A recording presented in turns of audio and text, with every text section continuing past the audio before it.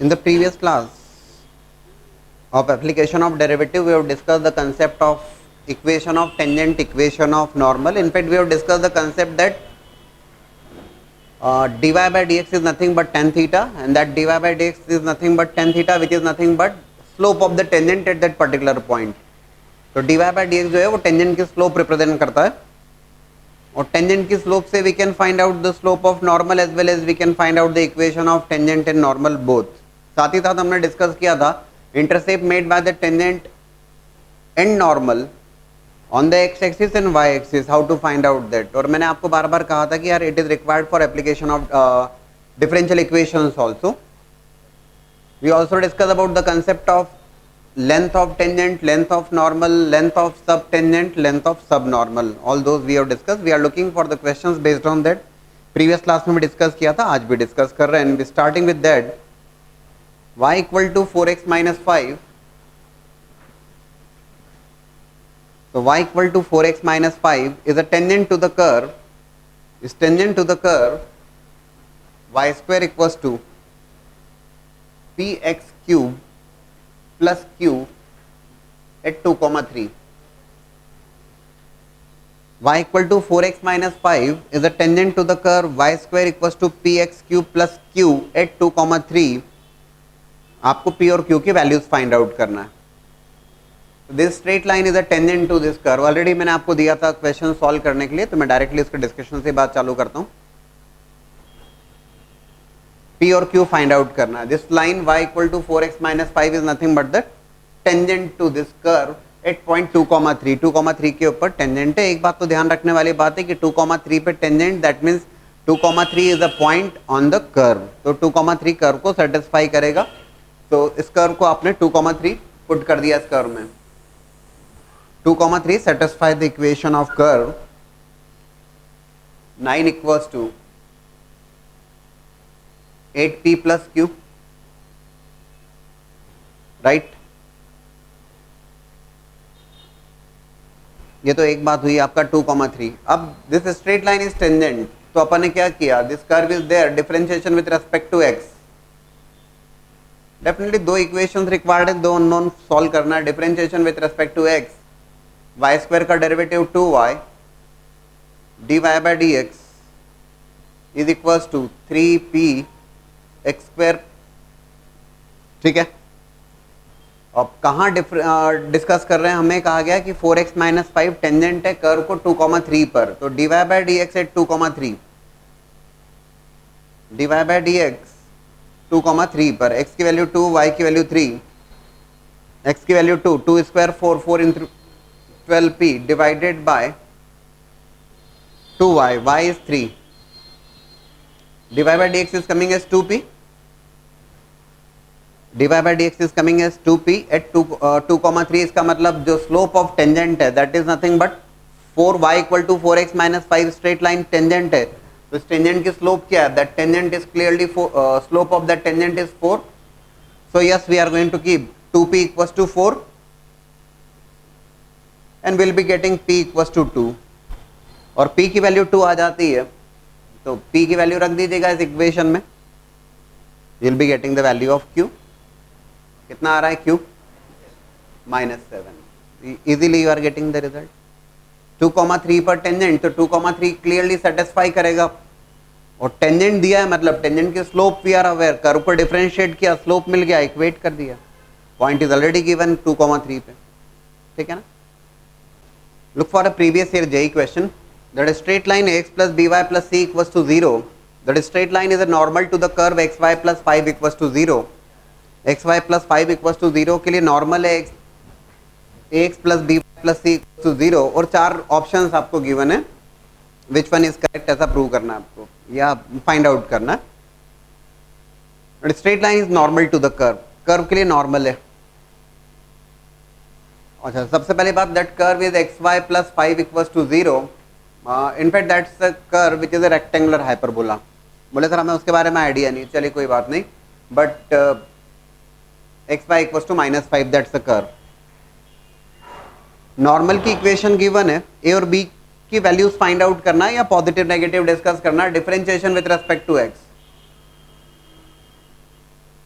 X के respect में किया डिफरेंशिएट आपने, X into D Y by D X plus Y equals to 0, so that dy by dx is equals to minus of y by x, dy by dx जो है वो minus of y by x के बराबर है। ठीक है, बोले sir point जो भी होगा x, y या x1 y1, ये क्या मिल गया आपको? That is nothing but the slope of tangent, dy by dx is nothing but the slope of tangent. तो स्लोप ऑफ नॉर्मल क्या होगा? That will be equals to x by y। Okay, ठीक है। At what point? तो at point x, y समझ लीजिए, या eight point x1 y1 कह लीजिए, कोई दिक्कत नहीं है। समझाने के लिए x1 y1 ले लूं क्या? किस पॉइंट पे डिस्कस कर रहे हैं? टेंजेंट की स्लोप, टेंजेंट की तो let's say eight point x1 y1 है ना, x1 y1 it is coming as x1 by y1। क्या आ गया? ये नॉर्मल की slope. x1 y1 definitely curve को भी सेटिस्फाई करेगा, तो बोले हाँ सर जरूर करेगा। x1 y1 equals to -5, that is again okay. अच्छा, नॉर्मल की स्लोप हम फाइंड आउट कर सकते हैं, ax plus B Y plus C equals to 0, equation of normal given to you, so we can find out slope of normal. Normal की slope find out कर सकते हैं, and it is coming as normal की slope minus of a by b, it is coming as minus of a by b, that is nothing but the slope of normal। बस अब यहीं से conclude करने की बात है, क्या कर सकते हैं आप? Slope of normal is coming as x1 by y1 at point x1 y1। x1 y1 point पर जो नॉर्मल की स्लोप है वो x1 by y1, और स्लोप ऑफ नॉर्मल जो है that is minus of a by b।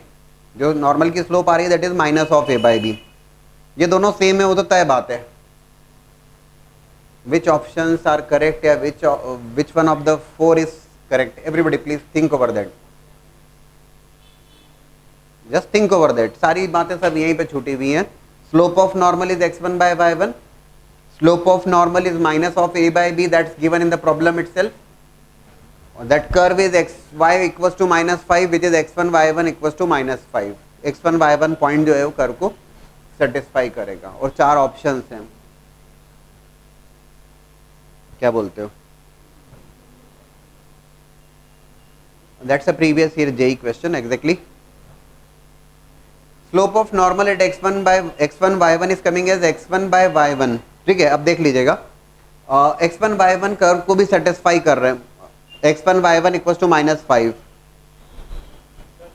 दोनों का जो प्रोडक्ट है, कभी ए बी कभी सी डी तो गड़बड़ हो जाएगा, मतलब जो भी हो श्योर होना चाहिए। x1 y1 equals to -5, x1 y1 का जो प्रोडक्ट है इज कमिंग नेगेटिव, ये ध्यान रखने वाली बात है। कर्व के ऊपर पॉइंट है x1 y1 is -5, x1 y1 का जो प्रोडक्ट है that is negative. x1 y1 का प्रोडक्ट अगर नेगेटिव है, मतलब इसका मतलब क्या हुआ? एक पॉजिटिव एक नेगेटिव होगा, एक पॉजिटिव एक नेगेटिव होगा, तभी तो प्रोडक्ट नेगेटिव होगा। ठीक है, अच्छा दो नंबर्स एक पॉजिटिव एक नेगेटिव, x1 by y1 के बारे में क्या कहोगे? तो x1 by y1 के बारे में भी यही कहेंगे कि यार दोनों का प्रोडक्ट अगर नेगेटिव है तो दोनों का जो डिवीजन है वो भी नेगेटिव होगा, एक पॉजिटिव एक negative. So x1 by y1 ये भी लेस देन 0 होना चाहिए। अरे भाई, दो नंबर्स का अगर प्रोडक्ट नेगेटिव है तो दो नंबर्स का डिवीजन भी नेगेटिव ही होगा, क्योंकि एक पॉजिटिव एक नेगेटिव होगा तभी तो प्रोडक्ट नेगेटिव होगा।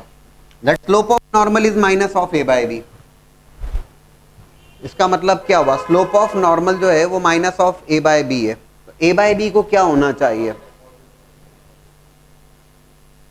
Slope of normal must be less than 0। Actual में it is x1 by y1 which is less than 0,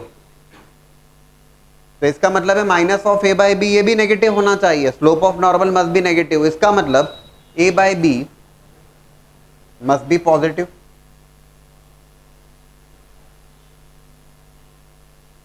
और a by b must be positive, तो दोनों पॉजिटिव या दोनों नेगेटिव? बोथ नेगेटिव पॉसिबल है और बोथ पॉजिटिव ये भी पॉसिबल है. It was there in the category of more than one option correct, और ये दोनों ऑप्शन करेक्ट थे इसमें, दोनों पॉजिटिव दोनों नेगेटिव. लेकिन जैसे क्या हड़बड़ी करके आप जैसे रिजल्ट बताने की कोशिश करेंगे तो ए बी का सी डी हुआ, कभी कभी मोर देन वन ऑप्शंस में हेवी नेगेटिव मार्किंग इन्वॉल्व होती है. Multiple choice MCQ with one more than one options correct में जो पेपर्स में आप देखते हैं हेवी नेगेटिव मार्किंग भी होती है. कभी कभी तो नेगेटिव मार्किंग नहीं है तो चलिए ठीक है नेगेटिव नहीं होगा, लेकिन अगर नेगेटिव मार्किंग भी इन्वॉल्व है तो और नुकसान करेगा आपको. और वैसे भी एक और बात है, अगर जो क्वेश्चन सॉलिड बन सकते हैं वो भी अगर जीरो हो जाएंगे तो फिर चांसेस डेफिनेटली कम हो जाते हैं. इसलिए थोड़ा सा सोच समझ के, थोड़ा सा टाइम लगे चलेगा, लेकिन एक्यूरेसी होना ज़्यादा ज़रूरी है. ठीक है, एक और बात बता देता हूँ मैं आपको. एक्चुअल में एक्स वाई इक्वल टू -5, देखो ये जो एक्स वाई इक्वल टू 5 जो कर्व होता है या X Y equal to C square जो कर्व होता है, ये होता है रेक्टेंगुलर पैराबोला. ये है X Y equal to C square, या अगर ये X Y equal to constant या पॉजिटिव अगर होता तो X Y equal to C square. ये फर्स्ट क्वाड्रेंट और थर्ड क्वाड्रेंट में एक पॉजिटिव, दोनों पॉजिटिव या दोनों नेगेटिव. अभी जो आपका कर्व था that was X Y equal to -5, वो कुछ इस टाइप का कर्व था. That curve was X Y equal to minus of C square. तो एक पॉजिटिव एक नेगेटिव जो हम डिस्कस कर रहे थे ना, एक पॉजिटिव एक नेगेटिव, या तो ये सेकंड क्वाड्रेंट में होगा तो एक्स नेगेटिव वाई पॉजिटिव, या फिर ये फोर्थ क्वाड्रेंट में होगा एक्स पॉजिटिव वाई नेगेटिव. और यहीं से हमने कंक्लूड किया एक्चुअल में. ठीक है, look for a previous year JEE question. Equation of normal to the curve x square equals to 4y which passes through the point 1, 2. Normal की equation curve with x square equals to 4y parabola opening upwards. Normal की equation for the curve x square equals to 4y and that normal is passing through the point 1, 2. आप कहेंगे sir कोई बहुत बड़ी भारी बात नहीं है, x square equals to 4y, curve को डिफरेंशिएट किया आपने with respect to x, that is 2x equals to 4 times dy by dx. बोले sir that is nothing but the slope of tangent. ये आ गई टेंजेंट की स्लोप है ना, that is dy by dx is equals to x by 2. आपको dy by dx कहाँ चाहिए, that dy by dx is x by 2. तो स्लोप ऑफ नॉर्मल जो होगा, dy by dx represent the slope of tangent. Slope of normal अगर आपको लिखना है that will be equals to minus of 2/x. और बोले सर स्लोप ऑफ नॉर्मल कहाँ रिक्वायर्ड है, 1, 2 पे, 1, 2 सेटिस्फाई कर देंगे. तो what is the slope, -2 upon x coordinate क्या है 1, -2 स्लोप हो गई नॉर्मल की. बोले सर क्या करेंगे, 1 point slope form, y minus y1 equals to slope कितनी है नॉर्मल की, -2 x माइनस x1. ठीक है ना. कुछ आप सोच रहे हैं, हंस रहे हैं, समझ में नहीं आया. -2x प्लस, ठीक है, यही किया और कुछ किया आपने, गलत किया ना आपने बिल्कुल.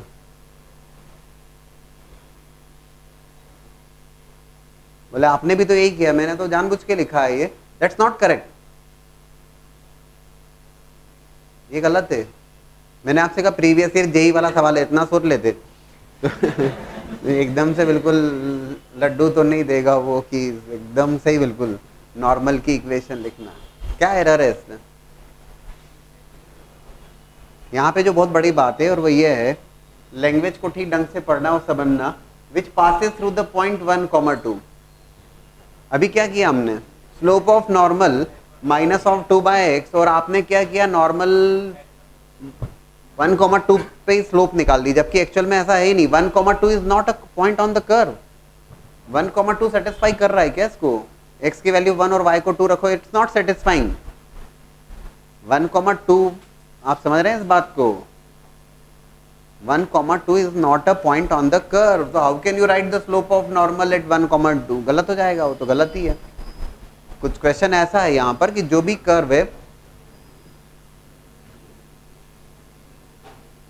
जिस भी पॉइंट पे आप नॉर्मल ड्रॉ कर रहे हैं, that normal is passing through 1, 2.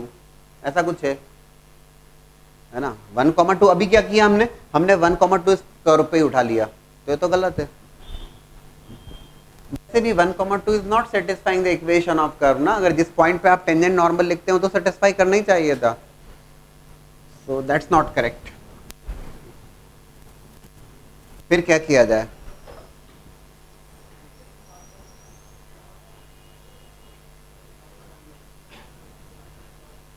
Tangent क्यों पास करेगी 1,2 से, नहीं करेगी ना। देखिए slope of normal is -2/x, हमने क्या किया यहाँ पर, we have taken the point on the curve as x1/1।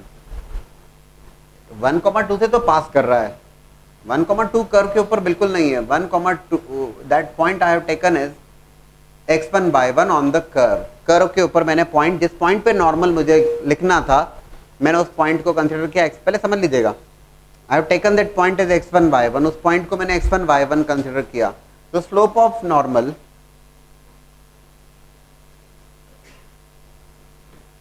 at P point, let's say that point is P, x1/1, that will be equals to minus of 2 upon x1। x1/1 point पे तो x1 satisfy कर दिया है।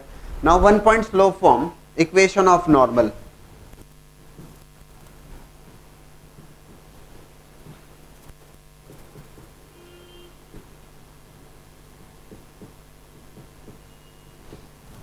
x1/1 point पे normal की equation लिख दिया हमने। One point slope form y minus y1 equals to minus of 2 upon x1 into x minus x1, ये नॉर्मल की इक्वेशन है। और अब ये कहा गया है कि जो नॉर्मल है, दैट नॉर्मल इज सेटिस्फाइंग, या that normal is passing through 1,2, तो 1,2 सेटिस्फाई करती है, पासिंग थ्रू 1,2।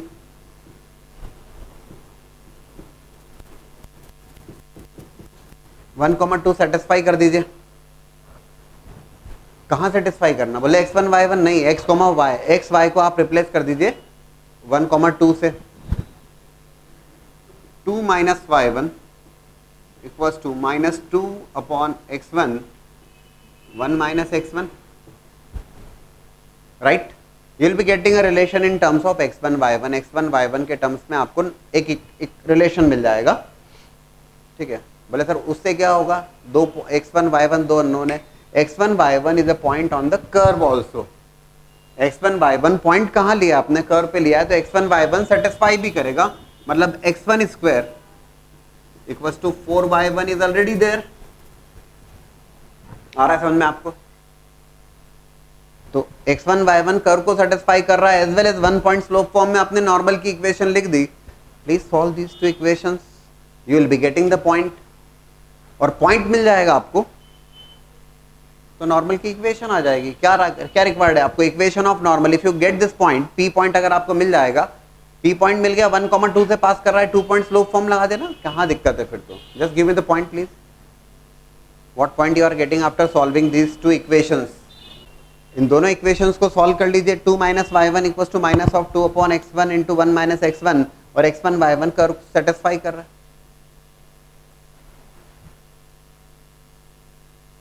होगा।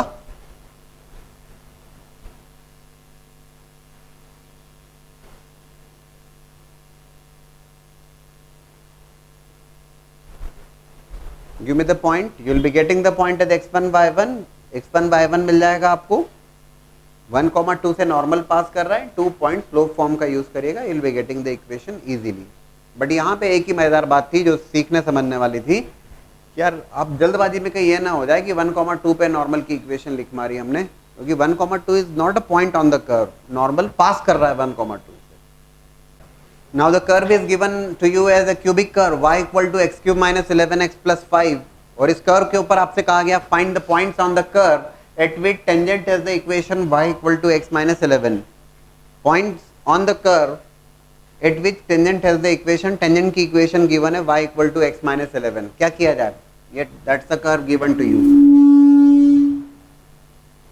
that curve is y equal to x³ minus 11x plus 5।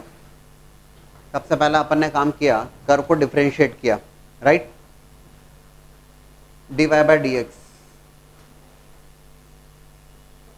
That is 3x square minus 11 that is dy by D x. ये हो गया dy by D x.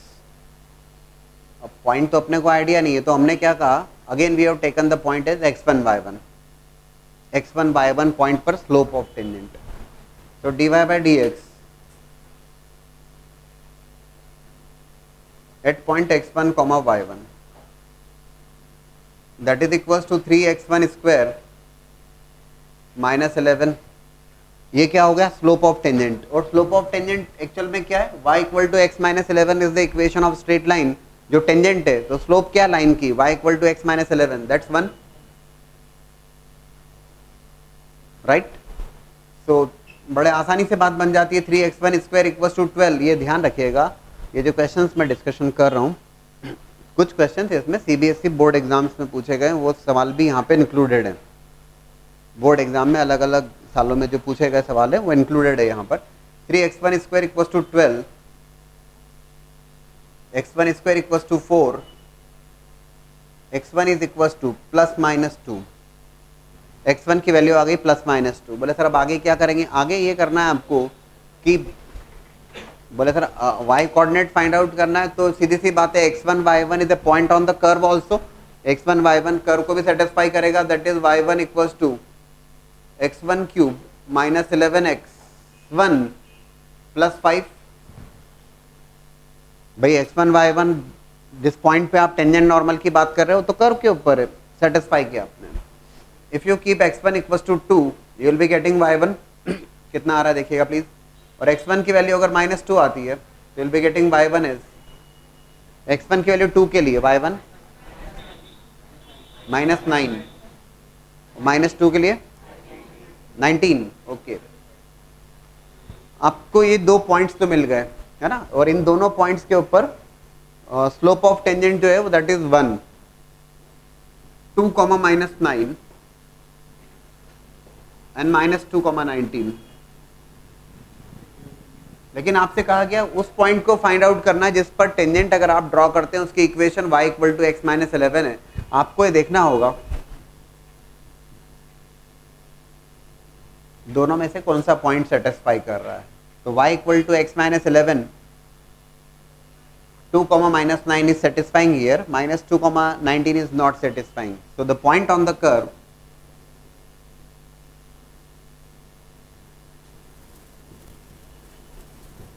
two comma minus 9, that is the result.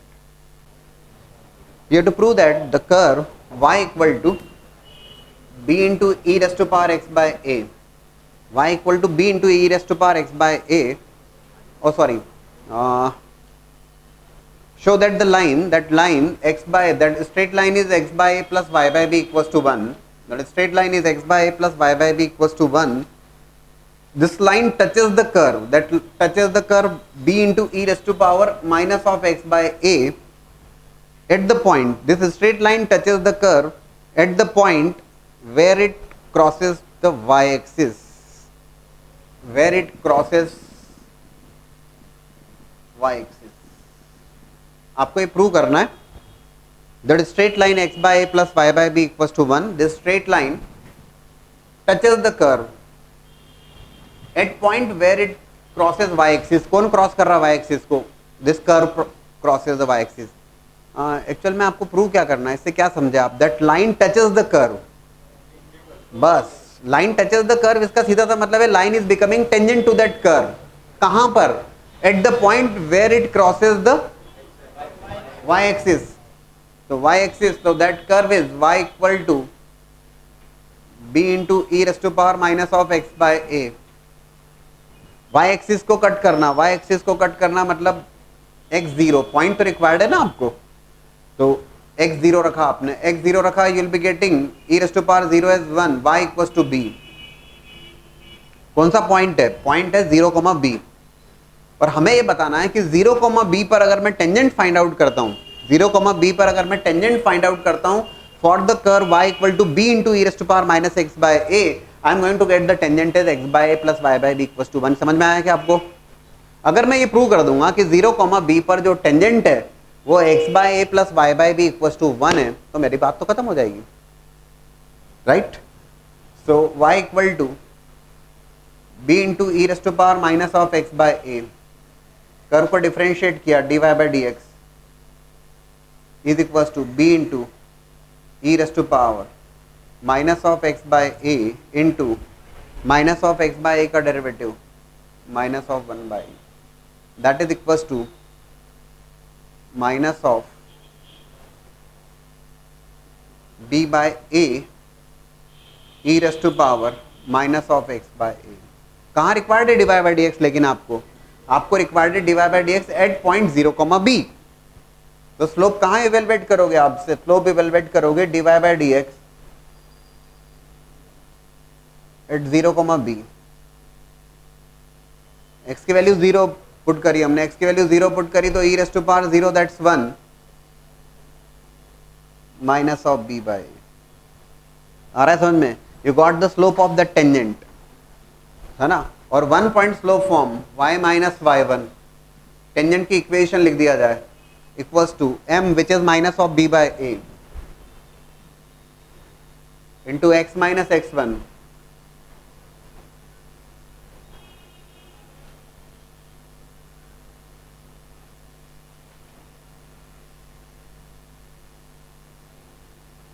आप जब solve करेंगे ज़्यादा नहीं सोचना पड़ेगा, you are going to get x A B से डिवाइड कर दोगे इसको, बोले सर आप ही कर दो, A Y plus B X equals to A B से डिवाइड कर दोगे आप, लाइन की इक्वेशन आ जाएगी इंटरसेप्ट फॉर्म में, आपको रिजल्ट मिल जाएगा। क्या मिल गया आपको? You are getting the tangent at the point 0, b as x by a plus y by b equals to 1। और यही प्रूव करना था आपको कि prove that this line touches this curve, ये लाइन टच कर रही कर्व को, कहां पर? जहां पर ये कर्व क्रॉस कर रहा है y एक्सिस को। लाइन का टच करना कर्व को, that means line is becoming tangent to that curve. If the relation between the subnormal and subtangent at any point P on the curve by square equals to x plus a whole cube, subtangent और subnormal के बीच में जो relation है that is given as P times Sn is equals to Q times St whole square। Curve की जो equation given है that is B Y square equals to x plus A whole cube, और सब tangent और sub normal के बीच में relation is given as P times length of सब normal is equals to Q times length of sub tangent square. और आपसे कहा गया you to find out P by Q find out करना आपको, सब टेंजेंट और sub normal. What is subnormal? That सब normal is y into D Y by D x, है ना। लेंथ ऑफ सब नॉर्मल ये होता है y into D Y by D x, और सब टेंजेंट होता है y in upon d Y by D x या y into d x by d y. Okay, सबसे पहला काम किया, d Y by D x required है, कर्व को डिफरेंशिएट कर दिया, differentiation with respect to x, x के रेस्पेक्ट में डिफरेंशिएट किया, b टाइम्स वाई स्क्वायर का derivative 2y dy by D X is equals to 3 times x plus a whole square, derivative of x is 1, right. ठीक है, ये subnormal y into dy by D x. So dy by dx is coming from this place, dy by dx is coming as 3 times x plus a whole square upon 2by, right? So that's subnormal y into dy by dx already हमने ये find out किया, 3 times x plus a whole square upon 2by,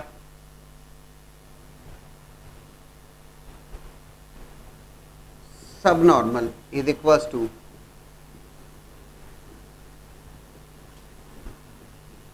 right। ठीक है, now we find out subtangent also।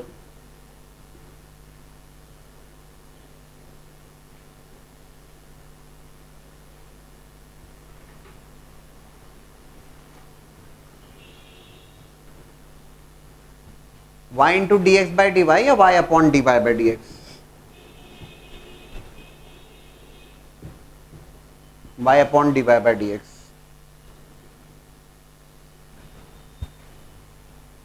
That is y upon dy by dx. This is dy by dx. 2b y square upon 3 times x plus a whole square. That is length of subtangent.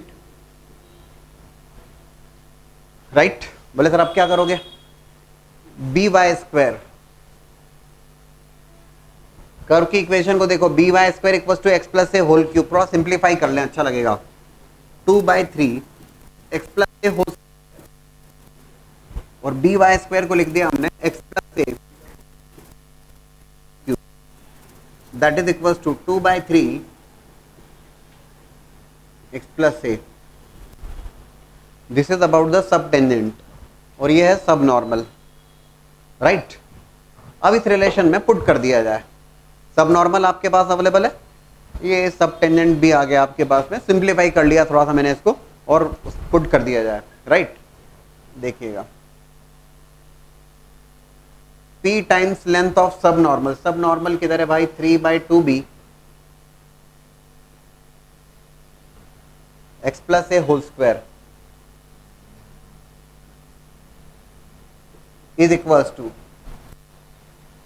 q times st whole square, q times st whole square 4/9 x plus a whole square। अभी मैंने relation में put कर दिया, कौन से relation में? जो given है प्रॉब्लम में, that p times sn is equals to q times st whole square, that's what I have kept here। x plus a whole square, ये x plus a whole square cancel हो जाएगा and you will be getting p by q। What is that? p by q is coming as what is that? p by q is 8b by 27। Okay 8b by 27। ऐसा तो कोई बहुत बड़ी बात नहीं करी हमने, सब टेंजेंट का रिजल्ट हमें आइडिया था, सब नॉर्मल का रिजल्ट आइडिया था, वैल्यूज को प्लेस किया है। यहाँ पे बी वाई स्क्वायर था, इस बी वाई स्क्वायर को again we have kept from the equation of curve. भाई एक्स को बोले सर आपने पॉइंट तो लिया ही नहीं, take the point is x comma y only, x comma y point ही हमने कंसीडर किया, बी वाई स्क्वायर को प्लेस कर दिया again in the equation of, जो भी रिजल्ट था इक्वेशन ऑफ कर्व की हेल्प ली हमने, b Y square equals to x plus A whole cube, that's what we have kept here, simplify कर लिया उसको, लास्ट में भी कर सकते थे आप इसको, ठीक है। एप्लीकेशन ऑफ डेरिवेटिव्स में dy by dx से एप्लीकेशंस में we have discuss about the angle between the two curves.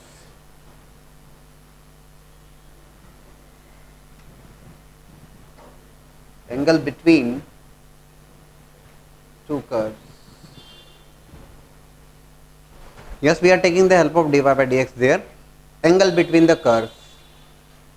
छोटी सी बात याद दिलाता हूं मैं आप लोगों को, क्लास 11th में सर्कल्स में, कोऑर्डिनेट ज्योमेट्री में सर्कल्स में कंसेप्ट होता है ऑर्थोगोनल सर्कल्स, और ऑर्थोगोनल सर्कल्स की कंडीशन होती है, ऑर्थोगोनल सर्कल्स कहे जाते हैं two circles cutting each other at 90 degree. और if you remember that condition that is given by 2g1 g2 plus 2f1 f2 equals to c1 plus c2। ये पहली बार आपने सुनी होती है terms orthogonal circles, curves cutting each other at 90 degree. In fact वो भी angle between the curves की बात थी, दोनों सर्कल्स के बीच में एंगल 90 डिग्री हो जाता है तो वो ऑर्थोगोनल सर्कल्स होते हैं। तो angle between the two curves, अभी हम उस बारे में dy by dx की हेल्प से बात करेंगे और इजीली बात कर लेंगे। If two curves are given to you as y equal to fx, let's say, या y1 equals to f of x1 is one of the curve and y2 is equals to f of x2 is the second curve। ये दो curves आपको given है, these two curves could be any curve, circle, parabola, parabola, ellipse, hyperbola, whatever, जो भी दो curves हैं, तो not necessarily जो कर्व आपको आइडिया है, कोई दूसरे कर्व भी हो सकते हैं, उसकी परेशानी नहीं है। Angle between the two curves, this one is let's say y1, this one is y2। तो ये ध्यान रखिएगा, angle between the curves is angle between their tangents, angle between the curves is angle between their tangents. कहाँ tangents? At their point of intersection. Both the curves are intersecting at some point और जिस point पर intersect कर रहे हैं angle between the tangents,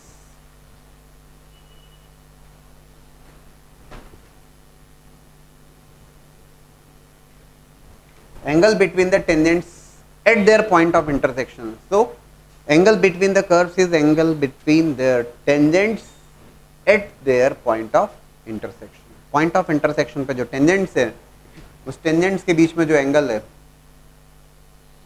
that theta is nothing but the angle between the tangents. और एक और बात याद दिला दूं मैं, इनफैक्ट tangents क्या है? Tangents are nothing but the straight lines. और स्ट्रेट लाइंस में अगर angle between the straight lines आपसे, that's again the same concept, angle between the straight lines, and if you remember that angle between the straight lines is given by tan theta is equals to modulus of m1 minus m2 upon 1 plus m1 m2.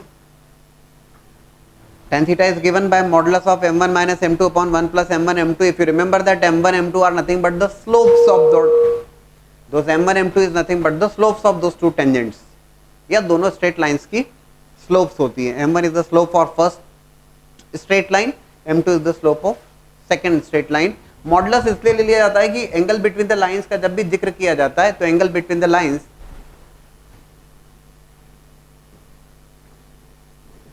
if one of the angle is theta, the second angle is always going to be phi minus theta. तो यहाँ angle between the lines जब भी discuss किया जाता है, if you take tan theta equals to modulus of m1 minus m2 upon 1 plus m1 m2, modulus is going to give you positive result. Positive result मतलब जो theta आएगा वो acute angle आएगा. तो angle between the straight line, मान लीजिए एक angle 45 degree आया तो दूसरा एंगल जो होगा वो पाई माइनस 45 होगा, 180 माइनस 45 होगा. एक एंगल अगर 50 डिग्री आया तो दूसरा 180 माइनस 50 होगा, है ना. और एक 90 है तो दूसरा भी 90. बट एंगल बिटवीन, तभी तो हम जब कहते हैं ना angle bisector, one of the angle bisector is acute angle bisector and second angle bisector is obtuse angle bisector. ये सारी टर्म्स सुनी सुनी सी लग रही होंगी आपको, मतलब क्लास 11th में. तो यहां पर भी angle between the tangents is nothing but, tangents के बीच में एंगल क्या है? टेंजेंट्स क्या है? स्ट्रेट लाइंस है. टेंजेंट्स क्या है? स्ट्रेट लाइंस है. और m1 m2 are nothing but the slopes. और हमने डिस्कस किया है कि dy by dx is nothing but the slope of that curve only. dy by dx क्या होता है? dy by dx भी तो कर्व का स्लोप ही है, ठीक है. तो आप क्या कर रहे होते हैं यहां पर? आपको ये करना होता है कि पॉइंट ऑफ इंटरसेक्शन आपने फाइंड आउट किया, ठीक है. और उस पॉइंट ऑफ इंटरसेक्शन को फाइंड आउट करने के बाद दोनों कर्व्स को डिफरेंशिएट कर दिया आपने. m1 m2 are nothing but the slopes. तो फर्स्ट कर्व को डिफरेंशिएट किया. अरे अभी तक हम slopes of tangent, slope of normal करते ही आ रहे थे. फर्स्ट कर्व को डिफरेंशिएट किया आपने, जो रिजल्ट होगा that will B dy by dx. Slope of that tangent कहां पर रिक्वायर्ड है? तो पॉइंट ऑफ इंटरसेक्शन पर. दोनों कर्व्स को सॉल्व करके you will be finding out the point of intersection there, right. Likewise दूसरे कर्व को डिफरेंशिएट करोगे आप, you will be getting the dy by dx for the second curve. Second curve को आपने डिफरेंशिएट किया, slope मिल जाएगी second tangent की. और tan theta is given bye modulus of, यहां पर इसको इस ढंग से बोल दीजिए, बात तो वही रहेगी. लेट्स से इफ आई से dy by dx, और इसको y1 से डिनोट कर रहा हूं, मतलब फर्स्ट कर्व को डिफरेंशिएट किया ऐसा, है ना, with respect to x, minus of dy2 by dx upon 1 plus, right, dy by dx. यहां मैं क्लियर कर रहा हूं बिल्कुल कि कहां पर डिस्कस कर रहा हूं dy by dx. तो dy by dx कर eight their point of intersection, point of intersection के ऊपर. Let's say point is x1 y1, तो x1 y1 जो भी रख दिया, 2,3 है तो 2,3 रख दिया, कुछ ऐसा, राइट. अब एक और जो बात आएगी कहीं ना कहीं आपके सामने, बोले सर आपने बताया कि एक एंगल थीटा तो दूसरा एंगल पाई माइनस थीटा होगा. ये बात होता है कि एक एंगल अगर थीटा है तो definitely angle between the tangents आप जब जिक्र कर रहे हो तो स्ट्रेट लाइंस के बीच में एंगल है, one of the angle is theta, तो remaining the second angle is going to be pi minus theta. लेकिन जब angle between the curves discuss करते हैं ना, usually acute angle is taken there. Angle between the curves का जब discussion किया जाता है तो acute angle is taken as the angle between the curves. Acute angle consider किया जाता है ना. और इसी के साथ में हम डिस्कस कर लें कि if two curves are orthogonal curves, दो कर्व्स एक दूसरे को 90 डिग्री पे कट कर रहे हैं, या दो कर्व्स के बीच में एंगल 90 डिग्री है, तो दो कर्व्स के बीच में 90 डिग्री का एंगल है, इसका मतलब दोनों एक दूसरे को 90 डिग्री पे कट कर रहे हैं। और वो जो दोनों कर्व्स होते हैं, अगेन यहां पर भी टर्म सेम टर्म भैया, ऑर्थोगोनल कर्व्स।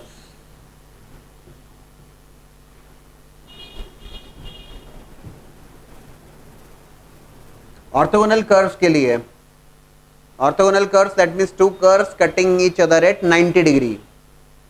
दो कर्व एक दूसरे को 90 डिग्री पे कट कर रहे हैं, या दो कर्व के बीच में एंगल 90 डिग्री है, कुछ भी कह लीजिए, ठीक है ना। Those two curves are going to be orthogonal curves. दो कर्व एक दूसरे को 90 डिग्री पे कट कर रहे हैं, right. m1 m2 equals to -1, two curve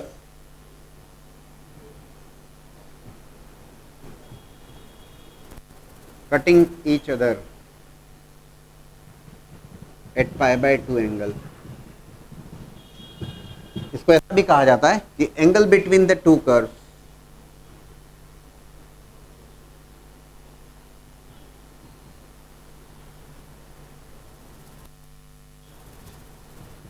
इस π/2। तो वो कर्व्स कैसे होंगे? ऑर्थोगोनल कर्व्स होंगे।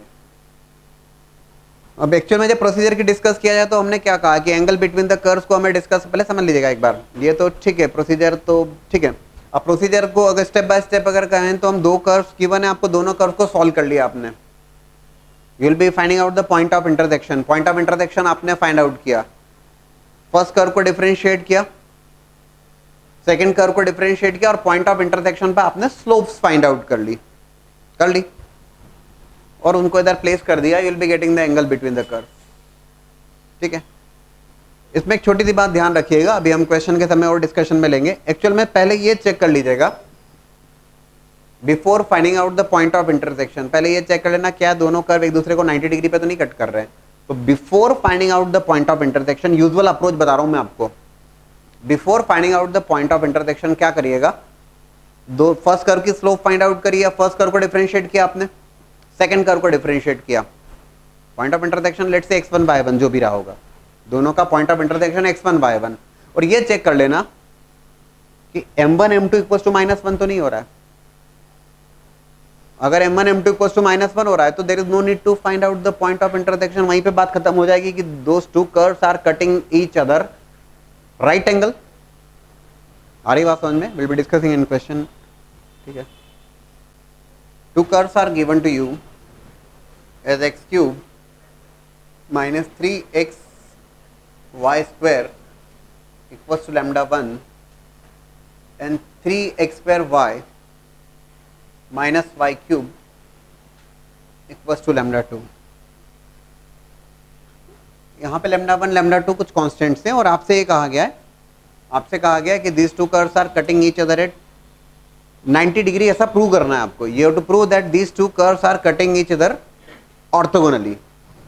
ये दोनों कर्व एक दूसरे को 90 डिग्री पे कट कर रहे हैं, ऐसा प्रूव करना है। बहुत दिक्कत नहीं है, दैट्स अ क्यूबिक कर्व। आपको नहीं आइडिया कौन सा कर्व है, उसकी जरूरत भी नहीं है ना।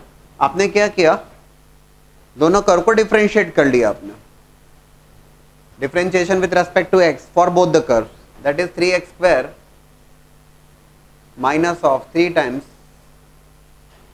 Derivative of y² is 2y dy by dx plus y square equals to 0। x के रेस्पेक्ट में किया डिफरेंशिएट,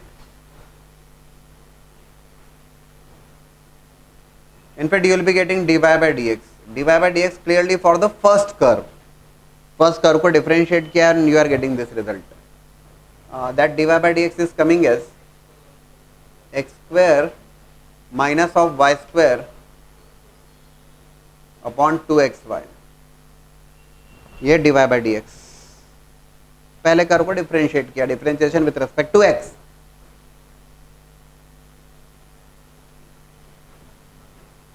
लाइकवाइज सेकेंड कर्व को भी डिफरेंशिएट कर दिया आपने। सेकेंड कर्व को डिफरेंशिएट किया,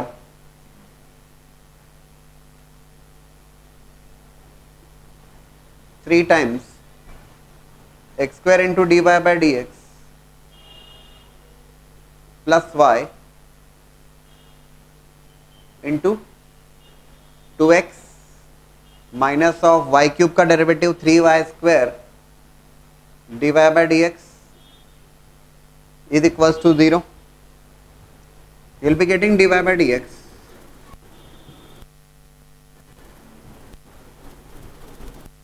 That dy by dx is coming as y² minus of x².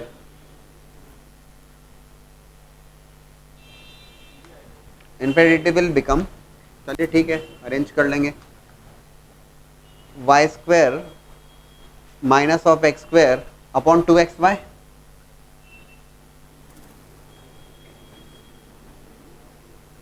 ठीक है, कोई बहुत बड़ा काम नहीं किया, पहले कर्व को डिफरेंशिएट किया, दूसरे कर्व को डिफरेंशिएट किया, दोनों के डेरिवेटिव्स हैं. बोले sir point of intersection, point of, मैंने आपको बताया था कि अगर ऑर्थोगोनल कर्व नहीं भी दिया हो तब भी आप पहले कर्व को डिस्कस कर लेना, पहले डिफरेंशिएट कर लेना, और डिफरेंशिएट किया that dy by dx at point x, y मान लीजिए that x, y is the intersection point for both the curves. मान लीजिए x, y है. अच्छा sorry, that will be 2xy upon y² minus x². ठीक है, ये दोनों कर्व्स को आपने डिफरेंशिएट किया, और सबसे पहले चेक कर लीजिएगा कि यार कहीं दोनों कर्व 90 डिग्री पे कट तो नहीं कर रहे हैं. और आप यहां पर ऑब्जर्व करेंगे, लेट्स से इसको m1 से डिनोट कर रहा हूं मैं, and if it is the curve slope of the second curve, ज्यादा लोड नहीं लेने की जरूरत है. m1 m2 आप जब चेक करेंगे x² माइनस y², और यहां पर ये y² माइनस x² कैंसिल होगा, माइनस साइन कॉमन लिया आपने. m1 m2 is coming as -1. Product of slopes अगर -1 आ रहा है, या फिर दोनों dy by dx का प्रोडक्ट -1 आ रहा है, तुरंत आप कंक्लूड करेंगे कि दोनों कर्व एक दूसरे को 90 डिग्री पे कट कर रहे हैं. तो यहां पर तो आपको प्रूव करना था. इन जनरल आपके पास 4 ऑप्शंस होंगे, तब भी आप before finding out the point of intersection पहले दोनों कर्व को डिफरेंशिएट करके देख लो, और देख लो यार m1 m2 इक्वल्स टू -1 तो नहीं आ रहा है. ऑप्शंस की अगर बात की जाए, सिंगल ऑप्शन वाली बात है, we can think over this. Now the question is again based on orthogonal curves. If ax² plus by² equals to 1 and cx² plus dy² equals to 1, these two curves are cutting each other at 90 degree. और आपको prove करना है condition in terms of ABCD, 1/a minus 1/b equals to 1/c minus 1/d, ऐसा prove करना है आपको. सबसे पहली बात, आपने कर्व को किया डिफरेंशिएट. डायरेक्टली बात कर रहा हूं मैं, 2x plus 2by equals to 0.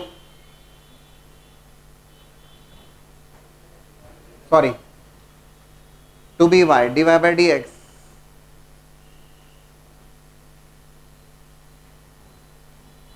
x² plus by² equals to 1. Differentiate किया आपने with respect to x, 2ax plus 2by dy by dx equals to 0, and dy by dx which you are getting from this place is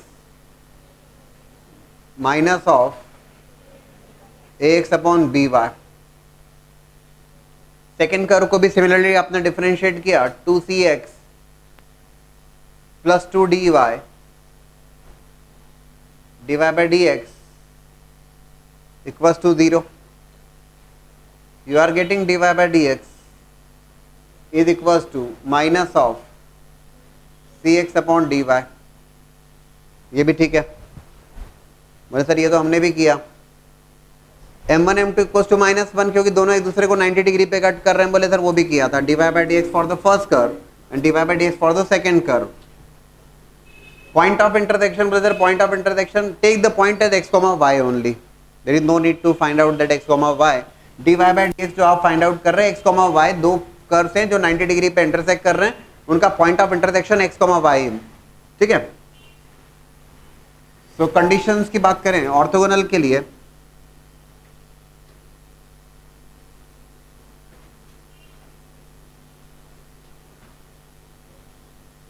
so m1 m2 equals to -1 ac x² upon b dy square m1 m2 equals to minus of 1. Right?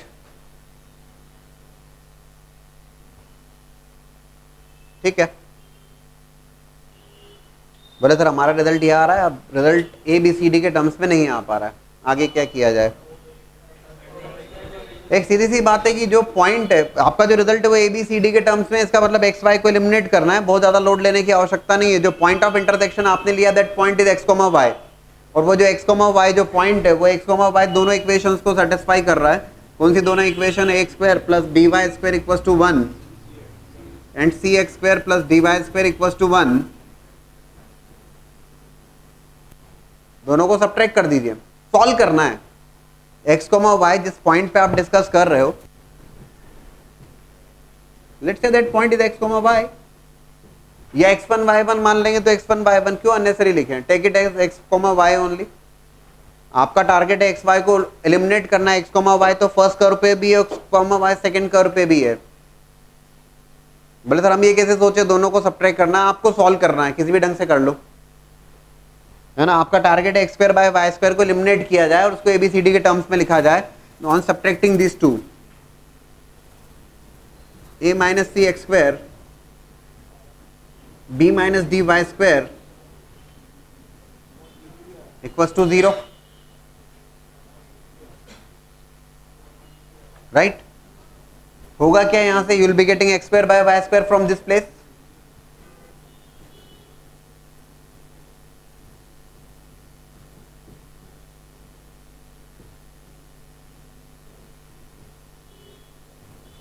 और क्या करेंगे?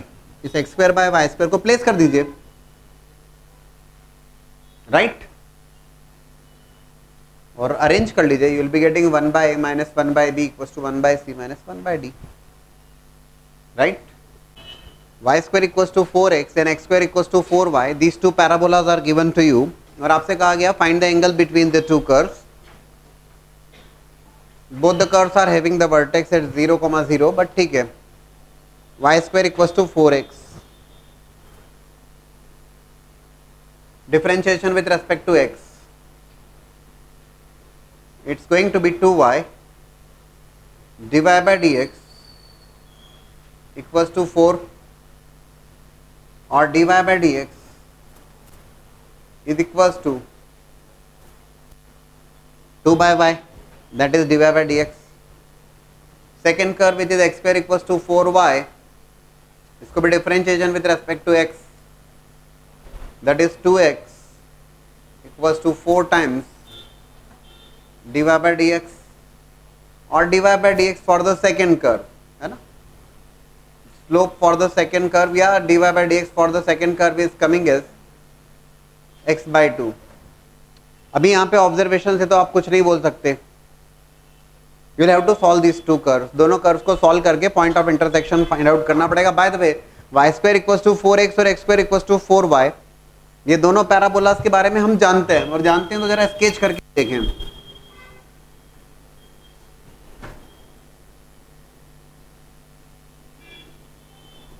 That is x square equals to 4y, opening upwards parabola जिसका vertex 0, 0 है, x है ना, y x square equals to 4y, this one is y square equals to 4x, दोनों का जो वर्टेक्स है वो 0, 0 है। तो एक बात तो कंफर्म है कि जब आप point of intersection find out करोगे, you are going to get one of the point, दो पॉइंट पे इंटरसेक्ट करेंगे ये, लेकिन एक पॉइंट तो यहाँ पर डेफिनेटली 0, 0 है। आप कहेंगे सर ये हमको डायरेक्टली पता नहीं लगा, तो आप क्या करेंगे? सॉल्व कर लेंगे, सीधी सी बात है। यहाँ तो हम इनको कर्व्स को जानते थे, तो y square equals to 4x, और जो सेकेंड कर्व है x square equals to 4y, उसमें y is equals to x square by 4। On solving these two curves, point of intersection required है, on solving these two curves, दोनों curves को हमने किया solve. y की value उठा के एक से दूसरे में रखी है, x की वैल्यू उठा के एक से दूसरे में रखो, ये मतलब हुआ सॉल्व करने का। It will be x raise to power 4 by 16 equals to 4x, x raise to power 4 minus 64x equals to 0। ये हो जाएगा x into x cube minus 64 equals to 0। In fact जब पॉइंट ऑफ इंटरसेक्शन जब आप discuss करोगे So that point of intersections are 0, one of the point x equals to 0 and other point is x equals to 4. बोले sir यहाँ तो 3 roots आएंगे, आप करके देखिएगा, you are going to get 2 imaginary roots. वैसे भी जो पैराबोला इंटरसेक्ट करेंगे 2 पॉइंट से ज़्यादा पे तो कर ही नहीं सकते. Even if you check for that, इसको जब सॉल्व करोगे a cube minus b cube, a minus b, a square plus b square plus a b, second factor 0 नहीं होगा. एक्स की वैल्यू 0, वाई की वैल्यू एक्स की वैल्यू 0 और x की वैल्यू 4. नाउ x की वैल्यू 0, x की वैल्यू 4, तो x के तरफ x की वैल्यू 0, तो y की वैल्यू क्या होगी? 0. किसी में रख दीजिए. और x की वैल्यू 4 किसी भी इक्वेशन में रख दीजिए. Will be getting y equal to, you are getting these 2 point of intersections. ये 2 पॉइंट ऑफ इंटरसेक्शन आ रहे हैं. One of the point of intersection is 0 0, other point of intersection is 4,4. ये 2 पॉइंट ऑफ इंटरसेक्शन है. यहाँ पर हमने discuss किया है that angle between the curves is angle between their tangents at their point of intersection. अगर आप 0,0 को ऑब्जर्व करें, बोर्ड पे देखिएगा प्लीज ध्यान से, 0,0 को अगर आप ऑब्जर्व करें, 0,0 पॉइंट ऑफ इंटरसेक्शन है. 0,0 पर y square equals to 4x की जो टेंजेंट है, क्या है? y square equals to 4x की जो टेंजेंट है, that is the curve y square equals to 4x. Observation है, नहीं तो दूसरा रास्ता तो बता ही रहा हूं मैं आपको. और यह है x square equals to 4y. आप देखोगे y square equals to 4x की जो टेंजेंट है वो है y एक्सिस, और x square equals to 4y को जो 0 0 पर टेंजेंट है दैट इज x एक्सिस. आप ये जरूर बोल सकते हैं कि 0,0 पर जो टेंजेंट्स हैं वो टेंजेंट्स परपेंडिकुलर हैं. एक x एक्सिस है और एक y एक्सिस है, तो definitely angle between the curves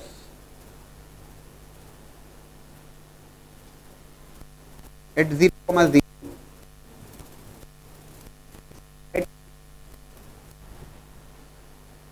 right. एक x एक्सिस है और एक y एक्सिस है, दोनों के बीच में एंगल 90 डिग्री. 4,4 पे क्या होगा? सो dy by dx at 4,4, 2 by 4, 1 by 2, dy by dx for the second curve at 4,4 is 2. ये दोनों कर्व्स की स्लोप फाइंड आउट कर ली 4,4 पे. Angle at 4,4, tan theta is equals to modulus of m1 minus m2 upon 1 plus m1 m2. Directly कुछ चलेगा? दोनों की slopes निकाल रखी है आपके सामने. एक की स्लोप है 1/2, एक की स्लोप है 2. बोले सर पहले किसको लगना, टेंशन मत लो, मॉड लगा रखा है आपने. और वैसे भी जो एंगल आप कंसीडर करेंगे, angle between the curves you are going to take is acute angle, तो मॉडुलस साइन के साथ ही डिस्कस करें. 2 minus 1/2 upon 1 plus 2 into 1/2. tan theta is कितना हो गया ये? 4 minus 1, 3, 3/2 डिवाइड बाई 2, 3/4. थीटा कितना हो गया? tan inverse of 3/4. So one of the angle is pi/2 and other angle is tan inverse of 3/4. आ रहा है समझ में? अब आप कहेंगे सर ये तो यहाँ पे 0,0 पर आपने जो टेंजेंट, सुन लेना इस बात को भी ध्यान से, ये तो हो गया one of the angle is 3/4, tan inverse 3/4 and other angle is pi/2. आपका सवाल होगा सर ये तो आपको पैराबोला का आइडिया था, आपने बता दिया कि x एक्सिस पर टेंजेंट और y square equals to 4x पर टेंजेंट और फिर x square equals to 4y पर tangent, x axis y axis आपने 90 डिग्री डिक्लेयर कर दिया. ठीक है, मान लीजिए नहीं समझ में आया ऐसे तो प्लॉटिंग नहीं हो पाई, देखिएगा. बोले सर यहाँ तो अजीब सी बात हो जाएगी, sorry, dy by dx is 2/y. 0,0 पे वैल्यू क्या हो जाएगी? अनडिफाइंड. और dy बाई dx पे ये जो वैल्यू होगी वो 0 होगी. एक बहुत सिंपल सी बात है, यहीं पर कंक्लूड कर देना आप. बोले सर इसमें वैल्यू रखेंगे tan theta equals to modulus of m1 में तो अनडिफाइंड हो जाएगा. नहीं दोस्तों, उसकी जरूरत नहीं है, ऐसा करना भी नहीं है. एक सिंपल सी बात है, tan थीटा अगर अनडिफाइंड हो रहा है मतलब दैट लाइन स्लोप क्या होगी? स्लोप जो होना चाहिए, जो लाइन होगी वो y एक्सिस होगी या y एक्सिस के पैरेलल लाइन होगी. और tan थीटा अगर या स्लोप 0 हो रहा है, इसका मतलब है लाइन इज एक्स एक्सिस और एक्स एक्सिस के पैरेलल लाइन। स्लोप 0 मतलब tan थीटा 0 मतलब एक्स एक्सिस या एक्स एक्सिस के पैरेलल लाइन, और tan थीटा अनडिफाइंड मतलब वाई एक्सिस या वाई एक्सिस के पैरेलल लाइन। दोनों के बीच में जो एंगल होगा वो क्लियर कट 90 डिग्री का होगा। आ रहा है समझ में? तो even if you are not able to sketch, कोई परेशानी नहीं है, तब भी होगी बात। एक की स्लोप अनडिफाइंड आ रही है, दूसरे की स्लोप 0 आ रही है, तो you are going to say that angle is π/2। एक एक्स एक्सिस या एक्स एक्सिस के पैरेलल लाइन होगी और दूसरी वाई एक्सिस या वाई एक्सिस के पैरेलल लाइन होगी। हमें आइडिया था पैराबोला है, तो हमने कहा एक तो वाई एक्सिस ही और एक एक्स एक्सिस है, तो एंगल इज π/2। तो डेफिनेटली आप जो पूछ रहे थे कि सर दो अलग अलग पॉइंट पे एंगल अलग हो सकते हैं क्या, जरूर हो सकते हैं। 0,0 पर angle between the curves is 90 degree और 4,4 पर जो एंगल है वो tan इनवर्स ऑफ 3/4।